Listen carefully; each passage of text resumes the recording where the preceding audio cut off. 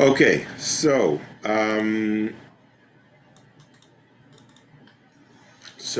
as I said, what are we celebrating? Um, we are celebrating, okay, the victory at the year 168 over the Greeks and rededicating the temple. Uh, and we tried to work on the word Hanukah, okay? So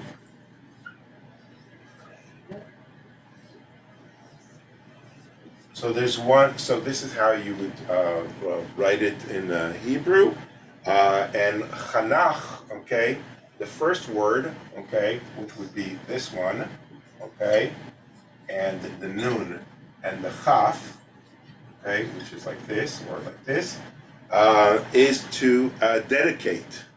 Okay, so to dedicate, or actually to rededicate the temple, is the etymology of this word, because it's a dedication of the temple, or the rededication after it was purified from the hands of the Greek.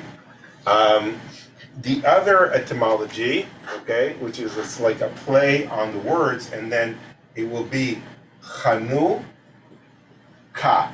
Okay, Chanu is sort of like parked. Okay, when you say in Israel, I don't have parking, is I don't have chanaya. Okay, and Chanu is to park. Kafhe is 25. Okay, in when you bring the letters, the kaf is 20. Numerology. Not numerology. Like every letter has like a number, a value. Okay, so 20 and 5. So they parked at the temple on the 25th day. Chanu Kafhei, parked at the 25th day. Okay. Chanukah is also a name of education. Okay, chinuch is education. Like when we say educators, we say mechanchim. Okay, so Jewish identity education, and Hanukkah is a big Jewish educational component in all our lives, so that's another part of it. Another interesting one that I liked is you see here the chet, the vav, the chaf, and the hey. Oh, I'm sorry, I forgot the nun. Okay, Hanukah. Okay, so it's chet is 8, so it's 8 candles, and halacha ke betilel. So we light 8 candles, okay, and we go from one to the, every day we light another candle, okay, instead of lighting 8 candles and then one going down each day, which we'll talk about next week as well. So that's another etymology of the word. So this is sort of like a little bit explanations about the Chanukah and what it means, the literal meaning.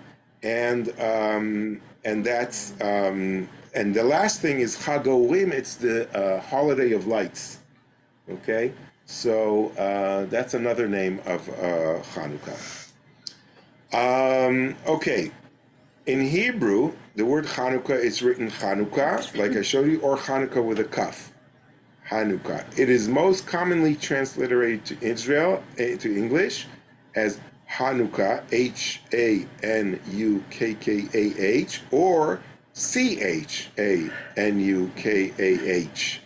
The spelling Hanukah, which is based on using characters of the English alphabets as symbols to recreate the world's correct spelling in Hebrew, is the most common and the preferred choice of all these dictionaries. Okay, the sound represented by the ch, similar to the Scottish pronunciation of loch, okay, like Loch Ness, right, is not native to the English language, although it is native to the Welsh language.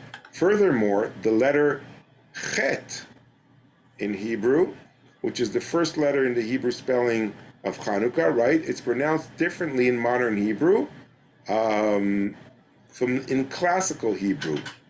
Okay, so it's like het or het. Okay, so het is more like Hanukah. Het is more like Chanukah. So,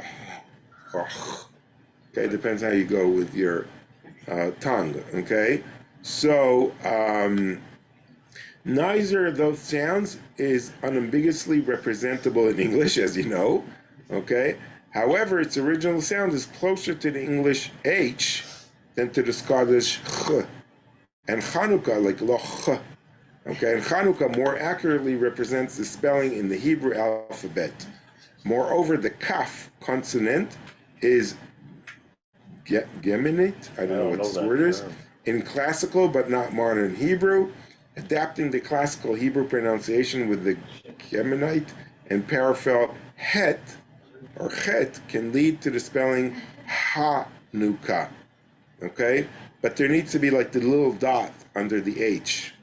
Okay, if you want to make sure that people know it's a chet. Adapting the modern Hebrew pronunciation with no gemination and uvular heth leads to the spelling Chanukah. So if you want to say Hanukah, so you would do it with an H, and if you want to say Chanukah, you would do it with a CH. It's very confusing, but someone asked before about the spelling, so I thought it was very interesting to see that there are different ways of spelling this out. Okay? Yeah. What about the 2Ks? Why do we need 2Ks in Hanukkah? Because there's the chaf, okay, it's Hanukah, and the ka has a dot inside, so you notice say it's not a ka, it's a ka, it's like a double, like it means like you say like you make a strong emphasis on the ka. Hanukah. Hanukah. So the 2Ks help do that. Apparently, not to me, but you know, that's what I was told. Yeah. In the Middle Egyptian, the hieroglyph for one hieroglyph for H is a coiled rope, and it has and its transliteration is an H with a dot, and that's it's pronounced CH, like lock. Oh, okay. So it's interesting. Yeah. So the Hebrew is more similar to the Akkadian, not to the Egyptian. But there's a tremendous progress. Yeah. There are similarities. Okay. Okay. So let's talk a little bit about the historical background of Hanukkah. First of all, Hanukkah is not in the Bible. Okay. One of the most important Jewish holidays, not in the Bible. Okay.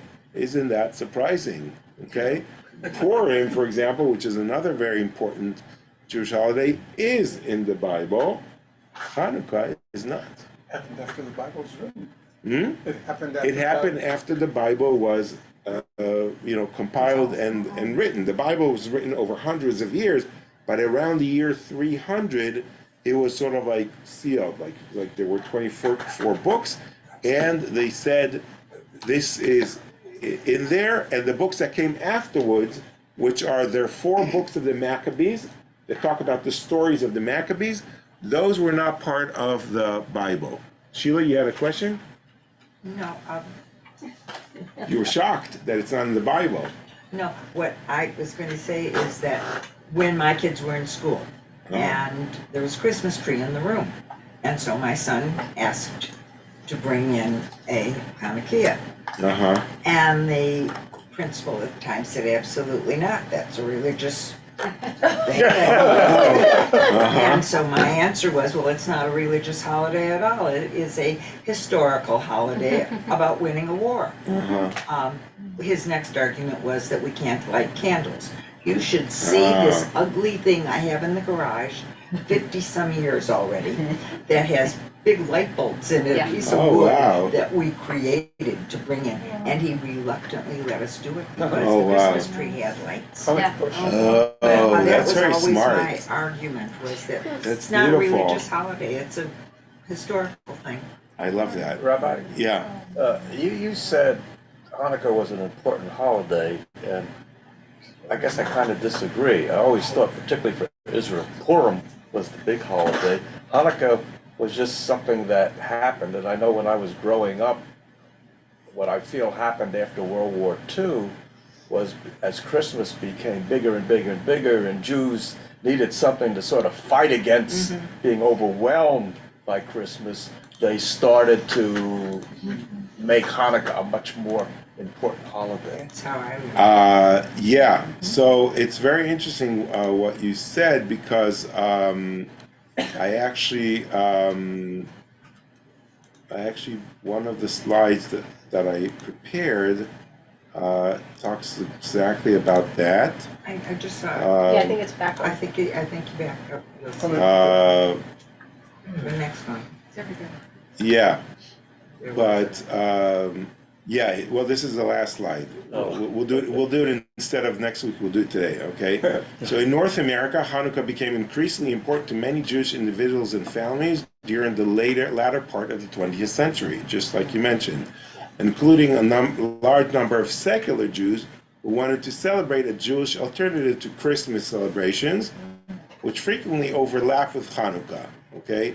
Diane Ashton argues that Jewish immigrants to America raised the profile as Hanukkah as kid-centered the alternative to Christmas as early as the 1800s. Oh, wow. I didn't know Okay. that. By the 1900s, it started to become a commercial holiday like Christmas, with Hanukkah gifts and decorations appearing in stores and Jewish women's magazines printing articles on holiday decorations, children's celebrations, and gift giving.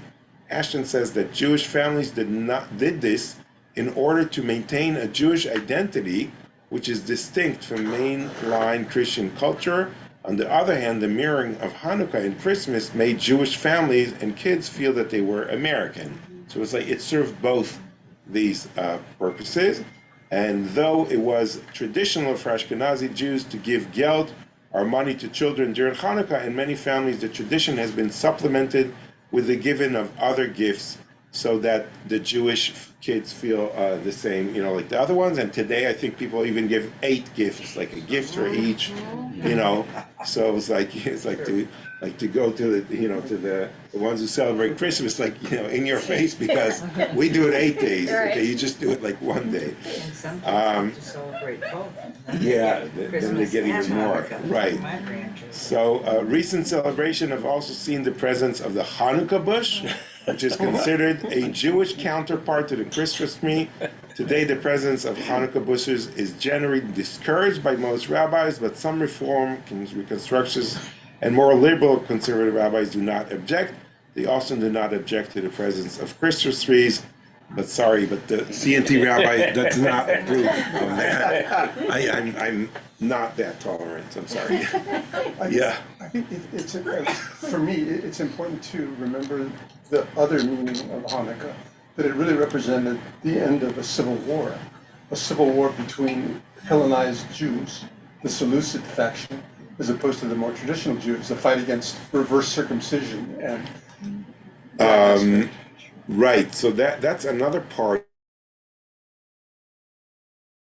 I wanted to talk about, and the Jewish identity struggle. Yeah. Okay. Some modern scholars, following the account in Maccabees 2, observe that the king was intervening in an internal civil war between the Maccabean Jews and the Hellenite Jews in Jerusalem. Okay.